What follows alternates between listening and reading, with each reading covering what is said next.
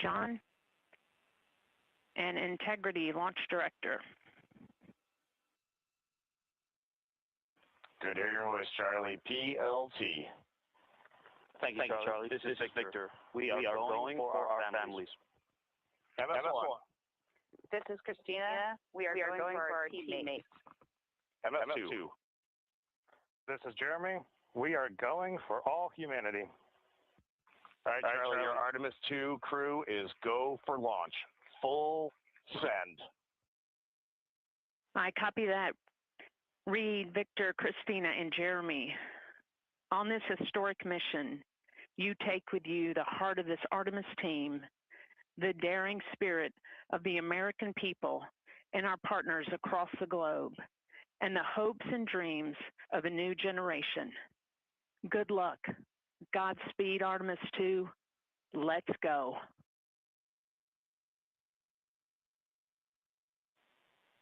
And NTD Launch Director. Go ahead, Launch Director. Yes, sir. You have a go to proceed with countdown. Copy that. I'll put it in work. CDR, NTD.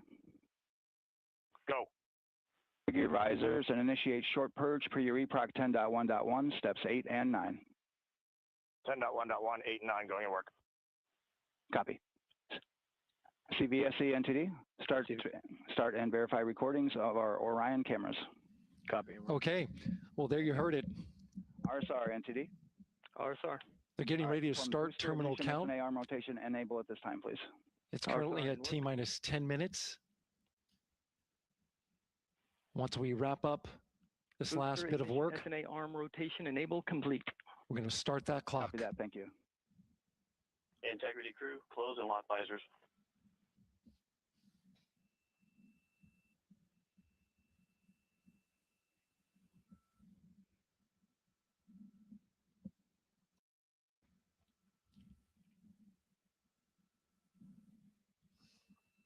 You heard an issue, worked in real time with telemetry lock on the Orion.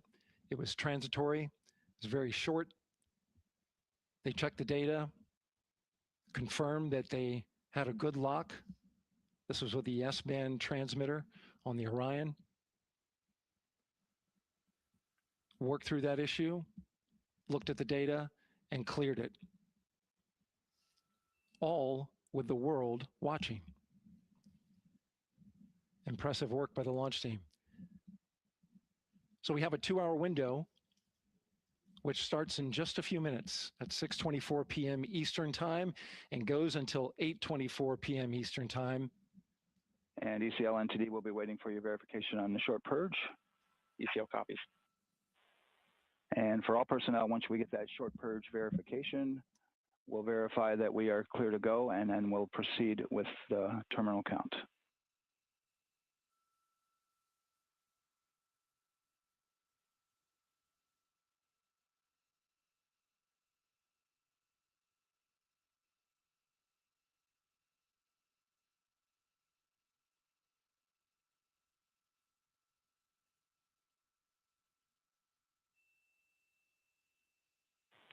ECL time estimate? About a minute. Copy.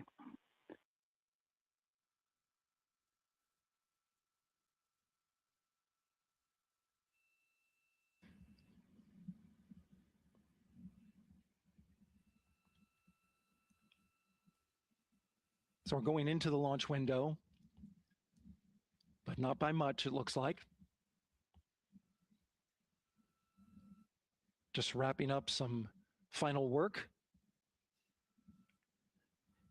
And once that's completed, you'll hear NASA Test Director Jeff Spaulding ask for the ground launch sequencer operator to go ahead and start the clock. The ground launch sequencer is an application software.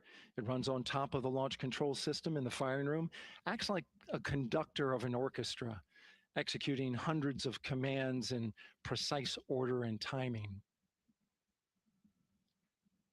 It's all autonomous. NTD CCL 212, short purge initiation is verified. All right, copy that. And we're verifying our constraints.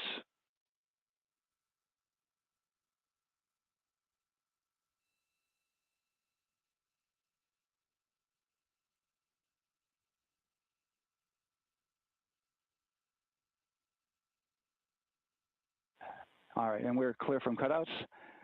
And with that, we're going to resume the clock momentarily. And CGLS, you can resume the clock on your mark. GLS copies. 3, 2, 1, mark. GLS mainline has been initiated. T-minus 10 minutes and counting.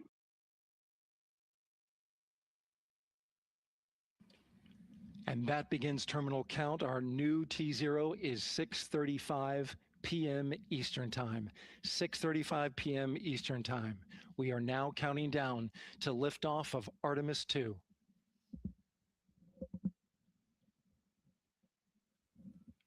From now on, you're going to hear two voices on the loops. If everything goes nominally, NASA Test Director Jeff Spaulding, who's directly managing the launch team, and Alex Bendelos, the GLS operator who closely monitors the software. He has the ability to stop and restart the countdown.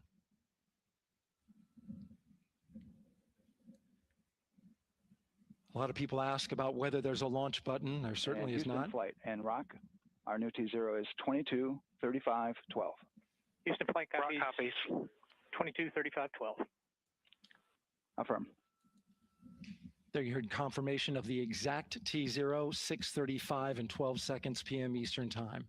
Again, our T0 is 6:35 and 12 seconds p.m. Eastern Time. But as I was saying, there's no launch button. This is autonomous, but there is a button that keeps you from launching, and that button allows the GLS operator to pause the countdown outside of terminal count and during terminal count and submit a hold to the next holding point. So the clock won't stop right away. If there's an issue, we'll go to the next stable holding point. This is how GLS configures the rocket and ground systems to a stable point where they can stop the countdown if that's needed. But right now, we are counting down. Our next big milestone, looking to retract the crew access arm.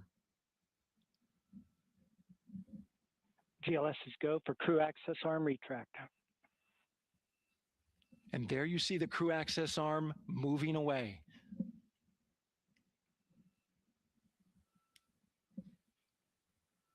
That's the path that the astronauts took to ingress into the rocket.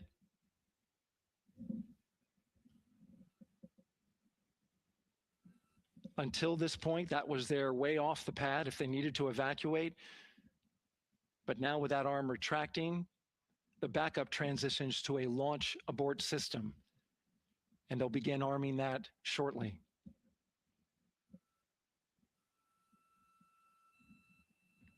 Of course, the launch abort system, great shot there of the crew access arm retracting away. The launch abort system is the tower at the top, and that's what would pull Orion and its crew off the top of the rocket in case of an emergency, whether it's on the ground or in flight. This is critical safety hardware that protects the lives of the astronauts.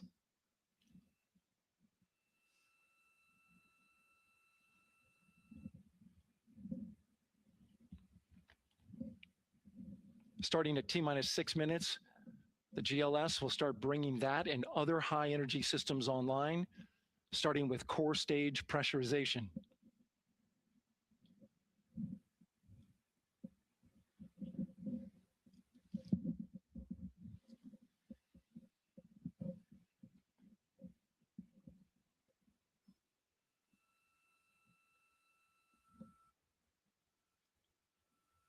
Weather is 90% go, the range is go, all systems are go.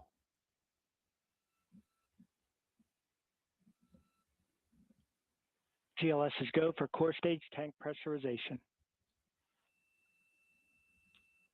That means the replenish valve for the liquid hydrogen tank has now closed, and that tank is beginning to pressurize to flight levels because that hydrogen is naturally boiling inside the tank. We'll get the liquid oxygen tank a little later in the count. Now the team is waiting for verification that, if needed, the Artemis II crew could use the launch abort system to pull Orion safely off the top of the rocket in an emergency. Let's listen in for that call. GLS verifies last capability available. And CDR, do you copy? CDR copies, last available.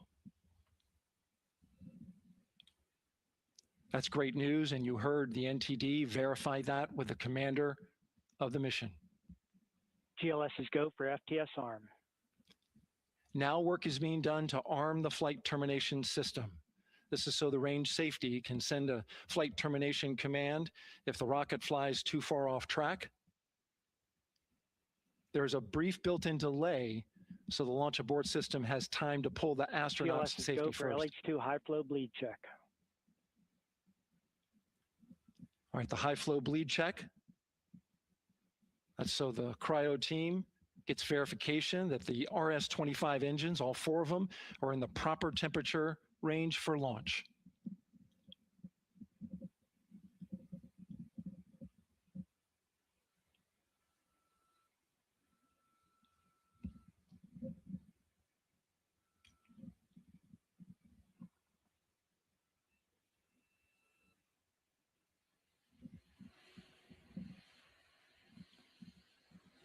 GLS is go for core stage APU start. Core stage APUs start. Those are auxiliary power units, high-speed turbines, which provide pressure to hydraulic pumps that steer the RS-25 engines. We're going to see a gimbal test a little later at T-minus 2 minutes and 30 seconds. This is what allows that to happen.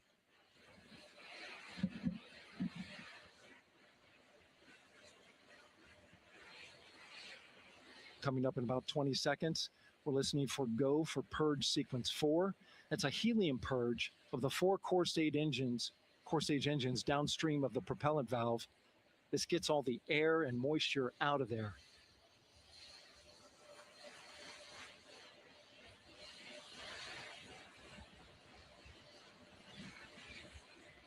GLS is go for purge sequence 4.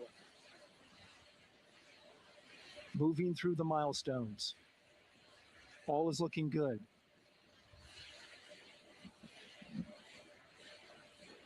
Coming up in just a few seconds, we're going to get that thrust vector control actuator test. This is a gimbaling of the engines.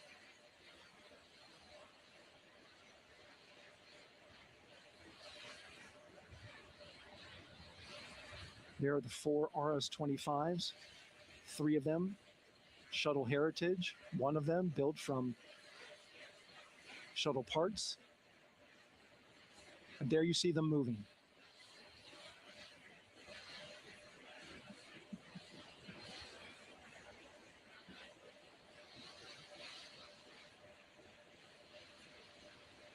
Now we're going to start moving the power from both the upper stage and the lower stage of the rocket to internal, taking ground power away and now going to battery power. GLS is go for upper stage to internal power. Our power is removed from the rocket's upper stage, the ICPS, and it's been switched to battery. Same milestone for the lower core stage coming up at T-minus 1 minute and 30 seconds. Right now, the 4-person Artemis II crew is 248,000 miles away from the moon. And if all goes well, they will fly by it in 6 days. GLS is go for core stage to internal power. All right, there's the rocket's core stage, which houses 3 flight computers, is now on its own power. There's no more hold time because there's no more margin on these batteries. So we would have to recycle back to T-minus 10 to recharge if we had a hold.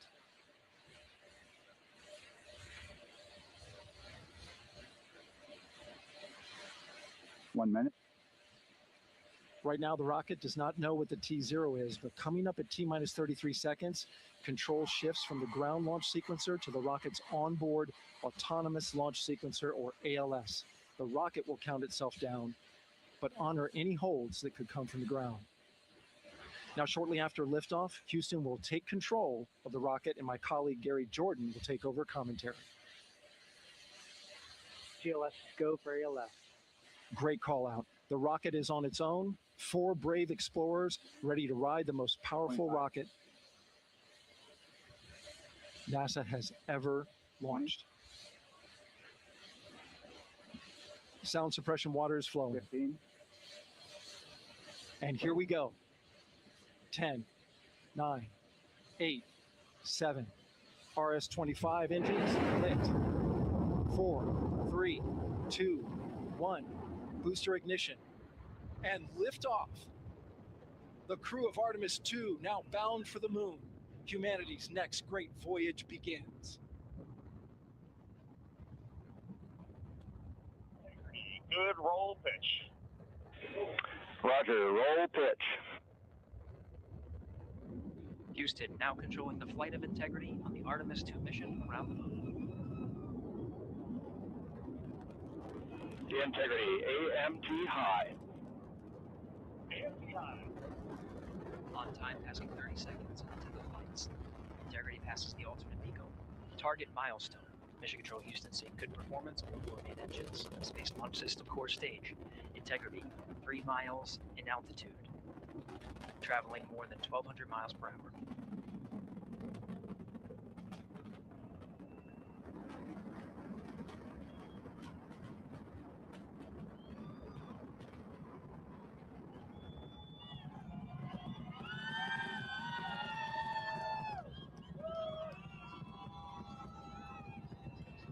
Mission elapsed time, passing 1 minute, approaching max Q.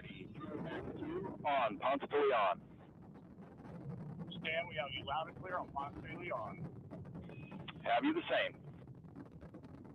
Communication signal transfer confirmed as Integrity and its crew go supersonic. Approaching 90 seconds into the Artemis II mission. Integrity is 14 miles in altitude, 8 miles downrange, traveling more than 2,600 miles per hour.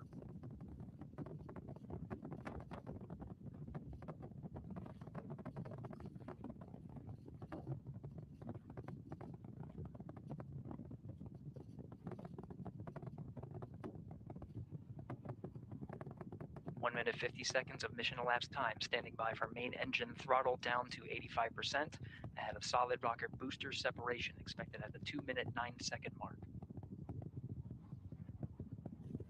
We see throttle down.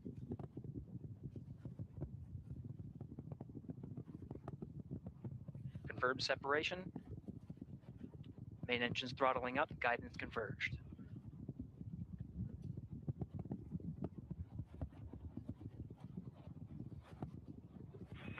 Integrity, guidance converged, performance nominal, upper stage RCS ready.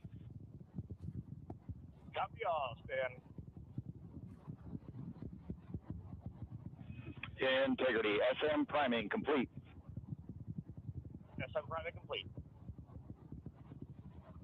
2 minutes 45 seconds of mission elapsed time into the Artemis II mission. Thrusters on Integrity and upper stage confirmed in a ready state, ahead of service module fairing separation.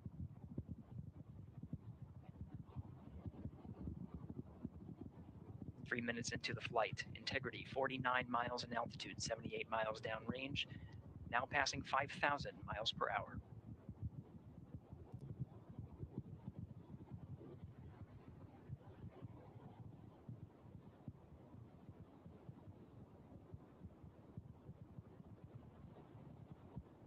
Standing by for launch abort system jettison. Houston Integrity, good last jettison, great view. Copy jettison, Team Eco 8+02. We see the same on board, Stan. And Houston has you loud and clear on Tigris at the Carmen line. Outstanding, Stan, we have you the same. 3 minutes 50 seconds into the flight of Artemis II, Wiseman, Glover, Cook, and Hansen cross the boundary to space with good comm checks. GPS signals acquired after last jettison now working on internal checks to verify accuracy. Flight Dynamics Officer analyzed the time of main engine cutoff, confirmed at 8 minutes 2 seconds, time of MECO.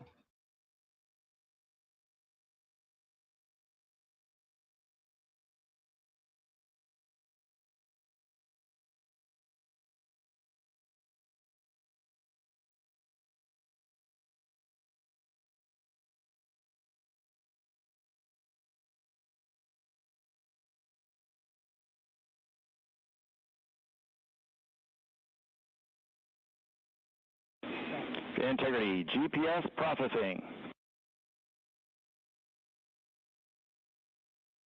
Outstanding, Stan. We see the same, and we have a beautiful moonrise. We're headed right at it.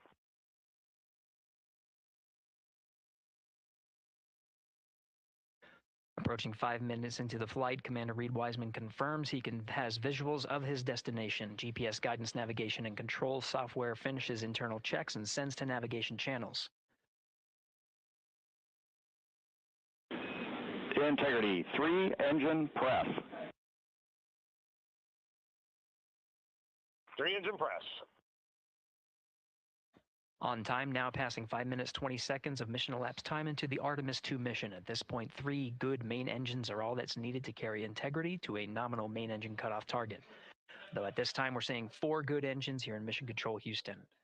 Integrity, 75 miles in altitude, 330 miles downrange, approaching 10,000 miles per hour.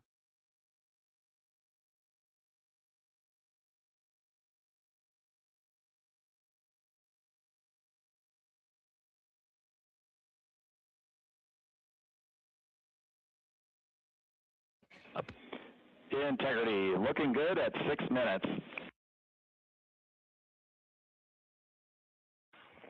Same on board, Stan. Good trajectory and engine performance. Booster officer will soon report the shutdown plan to Flight Director Judd Friedling, expected at the 7-minute mark. Integrity, 78 miles in altitude, 460 miles downrange. Integrity, expect nominal shutdown. Integrity copies nominal shutdown.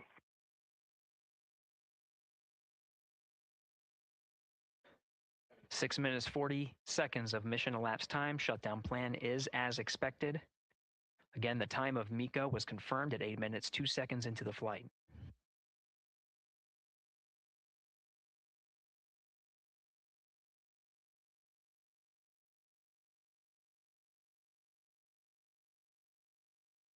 Seven minutes of mission elapsed time.